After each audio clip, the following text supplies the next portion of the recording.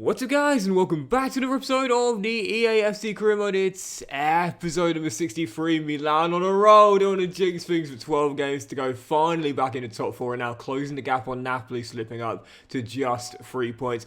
Loads to get through today, including more big games in the Serie A, plus we'll also have the Europa League last 16 tie, both legs home and first away in Celtic. Starting off though, we've got 3 more scouting updates and an academy update as well. Well, unfortunately, no one makes the cut this time around, but as we are now starting to see the potential ranges diminish, if you will, and we now start to get a bigger picture of just how good these guys are going to be, I remain really excited about our highest overall centre forward, Angelo Bianco. Probably would ask for a pro deal coming the end of the season, but with that sort of potential, it won't be too big of a deal if it gets downgraded slightly for next season. We can loan him out and get it straight back up. He looks unbelievable. Right, first game, Lazio away in Rome. Let's see if we can keep the unbeaten run going here. No losses in 8 as we try and close the gap to just goal difference at the top.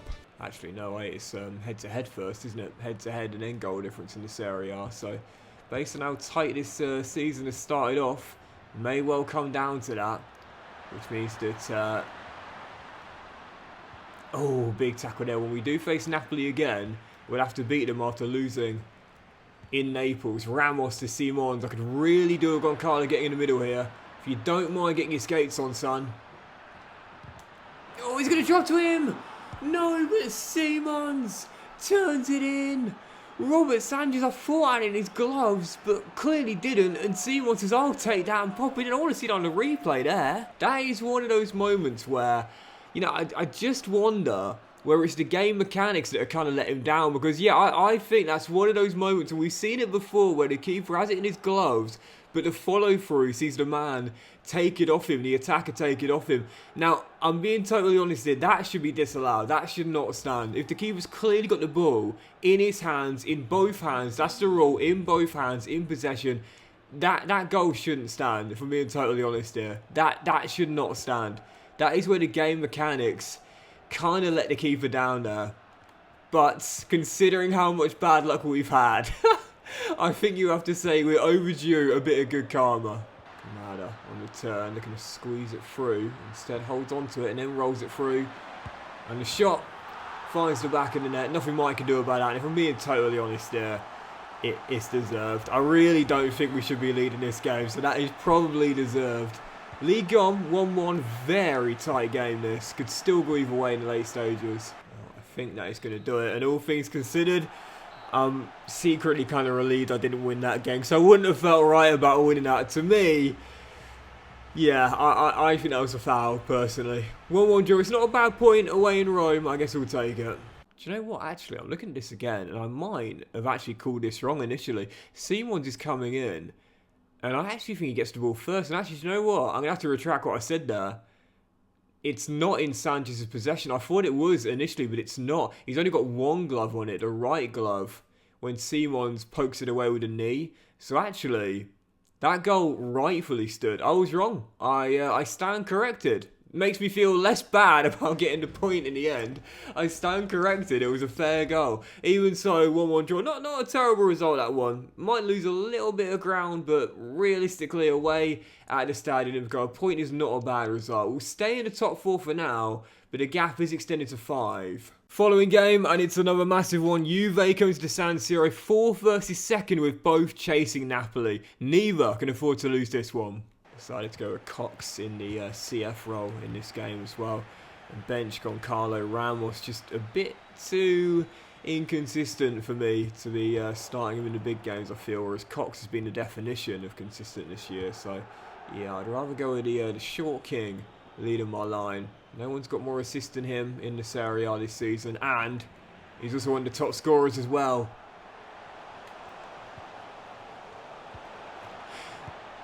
Oh, what a save. He's hustle on the ball back, just like he did in Turin in that cup game, which saw us win by a goal to 0. This time, Kone denies it's still 0-0. That's the start you want, though. Oh! The Simons almost scored an audacious effort. Leao, crossfield, soppy controls, still tied at 0-0. Looking for an opening here, which we might have with Simons. Oh! And Cox denied 2 good saves in the first half, and now still 0-0. Good start though. Really, I think we've got to win this game. You know, a draw is not a terrible result, but Napoli could extend the gap even further to 7 if we get a point. If we lose it, it will go to 8. And due to the head-to-head record and us already losing to Napoli, I don't think we can afford not to win this game here. Made a bright start, but need the breakthrough. So frustrating, man. I had 2 good chances in the first half, didn't take them. This is one of those games where you just know in the second half it's going to slow down, and you know your best chances have come and gone. And you'd have to be patient to get any more, and also disciplined defensively to not concede any as well. So frustrating. That's a great little offload by Coxstat. First time, Simons is going to need a teammate in the middle, just like against Lazio. Come on!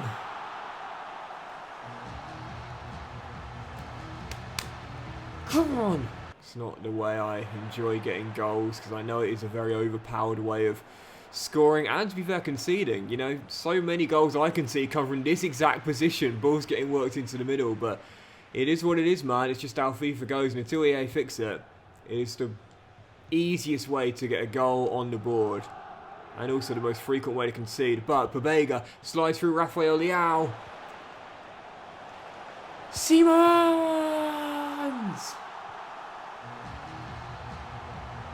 Come on!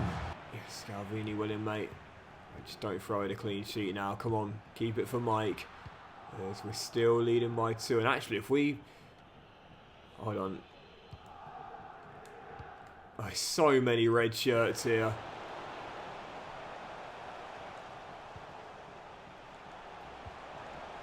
Oh, it's a lovely move. It's a brilliant move. And how many times? How many times do I create this nice passing build-up play and then completely fluff the finish? Samuel puts it way off target. It doesn't matter in the end. Another knockout blow delivered to Juve. First in the cup and now in the league. 2-0. We'll leapfrog them and continue to ride Napoli's coattails. Big win. Next up, Celtic away in Glasgow in the first leg of the Europa League last 16. Really looking forward to this as well, because it's my first time getting to play at a real Celtic Park added into the game. Should be a lot of fun. I was a massive advocate for so long for Celtic Park and Ibrox to get added into the game. To be fair, there is a generic stadium that's not too dissimilar to Celtic Park, but you know, they're such iconic grounds. You know, they both deserve to be in the game, and now I'm so glad that they are. Next up, Tynecastle and Easter Road, I guess. I guess we'll have to wait and see. But, oh, great double press there. This has got to be won. Easy money. Easy money. Quick little 2-man press, winning back. And as soon as those purple and blue shirts get into the middle there was always going to be at least one man free. Leao finishes the quick counter. Milan in front. Back in the noughties, Celtic and Milan had a few battles in the Champions League. I'll never forget the game where... Oh, what a goal! When Dida got, well, I was going to say hit, but he wasn't hit. He was touched by a pitch invader. And listen, there's no excuse for any pitch invader, you know, physically touching a player or not. But I remember because Dida, it wasn't a punch or a slap. It was nothing. And Dida he went to run after him, and then he just like hit the floor like a ton of bricks and pretended to be injured. And got forced off on the stretcher. To this day, I don't know why he did that. I think he was just tired. But even so, not condoning the behaviour of a Celtic fan, but certainly not condoning Dida's actions either. Even so, it's 2-0 now. Fazzini volleys home, and I think we're going to be alright here. Currently leading by 2 and just looking in control. Every time Celtic try and play out from the back, they give it away quickly, and we punish them for it as well. Fazzini with 2 in a few minutes. 3-0 Milan. This game is done. Yeah, Celtic are just, oh my goodness gracious me, continuously giving that ball away so close to their area. And Simons, drills it. Absolutely drills it. 4-0 Milan, 37 minutes in. I felt confident heading into the game, but this has just been a massacre in Glasgow. You know that phrase, 1 foot in the next round? I'd say we got 1 leg in there personally. Yep, demolition in Glasgow. Felt confident, but in the end a very simple formality. Next leg coming next week, but yeah, I think we're practically already through to the quarters here. And after getting it done in Glasgow, now let's see if we can get it done in Sicily. Palermo away next. Massive game here with 10 to go in the league and 5 behind Napoli. Simply put, got to keep on winning to keep with them. Palermo have played 14 games at home this season and have not won a single one of them. Which means that on our good 11-game unbeaten run, this should be an easy win. But as we know, sometimes CM doesn't work out that way. Waiting for the covering defender to come across, he does. Take it round him, but then the shot blocked and cleared. Still 0-0. Yeah, this should be an easy game, but so often, these are the hardest to win. Come on, Simons. Yes, I needed that. I needed that. Right before the break, Xavi Simons bails me out. It's Bennett's all day long. Well in, mate. And as we still hold on to the slender 1-goal lead, can we get a second to surely wrap this up here? Pabega, Cox, opening, brilliant, and puts it wide. 13 minutes to grind this out. These are the games which they should be easy wins, but instead sometimes, man, they are the hardest to win and you just got to grind it out. And so far, that is on brand. Yes, thank God, that'll do it. Man, oh man, this sums up how much more difficult this game is, man. Previously, these were easy wins, man. 3-4-0 scorelines with no problems. But nowadays, quite often, you just got to grind it out. And grind it out we do. Right before the break, we get the only goal of the game and keep pace with Napoli. Right, following game, Celtic, second leg. And after the job is basically done in the first leg in Glasgow, I'm resting my starters tonight. Shabalala is going to get his first professional start, man. I'm going to do everything I can to get him a goal in this one. Yeah, I can't see us losing our unbeaten run and losing 4-0 or worse tonight. So I feel like the job is basically done. Celtic might get 1 back, possibly even 2 with this week's side. But, oh, great save by Desplanches. I still think we'll be... Hang on a second. Hang on, right. Oh, this could be an amazing moment because he's right from the right side of the pitch. Shabalala! No! I was waiting for the Peter Jury moment. Denied and put behind for a corner.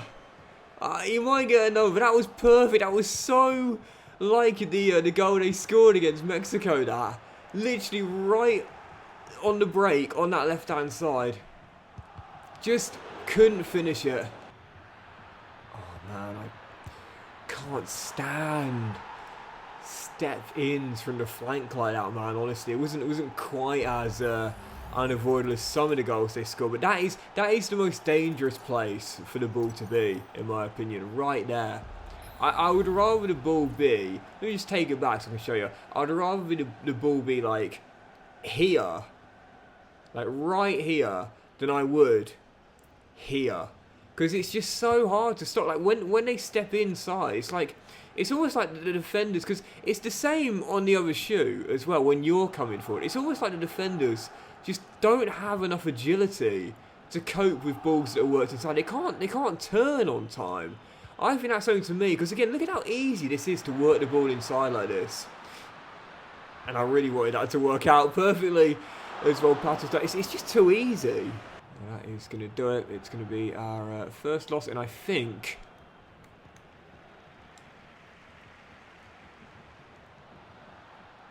Oh, ref, you're going to blow it there? Well, you were within your rights. 13, I think. Disappointing, but to be fair, backup team out there, so not one bit surprised. Might well lose on the night, but we knew we were already through. Put us in the quarters, baby. And we shall see who we've got directly afterwards, because all the games get played on the same night, so we shall find out who we've got in the quarterfinals. Very tough team still remaining, of course. And to be honest, whoever we face, it will be a tough contest. I just really don't want Bayern Munich, if I'm being honest. So last night, here we go, and Milano have got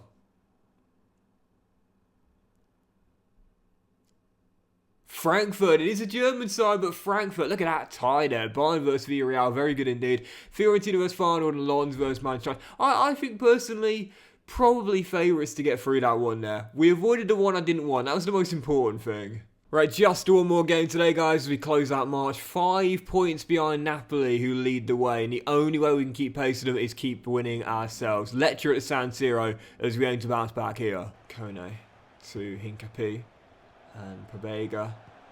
Cox, oh, lovely turn. Bang! Fantastic finish as well. And there's the opener inside the first 5 minutes. I don't think he's going to win the Golden Boot, though he is likely to win the assist title. But he certainly won over our hearts once again. I'm just praying. My fingers are crossed. I'm going to touch wood. I'm just praying he doesn't get an injury as we're about to enter April as well. It's the first season of the entire save where he stayed injury-free. Please, Coxie, don't break my heart and break your toe coming the end of the season, mate, because I'll need you for the run-in. Oh, no. Oh, Mike, well saved. Without his knee. He seemed to, like, dive further away than where the ball actually was. But you know what? A save is a save. Well, speaking of injuries, Simons goes down. Lecture remain on the offensive. And foot stuck in. Seems to get the danger away. Yeah, Simons back to his feet. So that would just be a bruise there, I think, for the Dutch international. Thank goodness for that. As Brandon Soppy down the right. Rolls it back into him. And he'll get it back. And this should be 2. Oh, my... That was a shot. That genuinely was a shot. End to end here in the late stages. Us looking for a dagger. Lecture looking for a leveller. Could go either way. I do see there being a second goal, but who's going to get it? Who's going to get it? It's Lecture. 17 on the clock and the lead is gone. These were the games that previously were bankers and easy 2-3, 4-0 scorelines. Not anymore. Or at least not consistently anymore. Sometimes you just got to grind it out, and I haven't been able to hold on. Gutted. Oh, I think that's going to do it unless we get the ball back for one late chance, but as Pobega does, to be fair.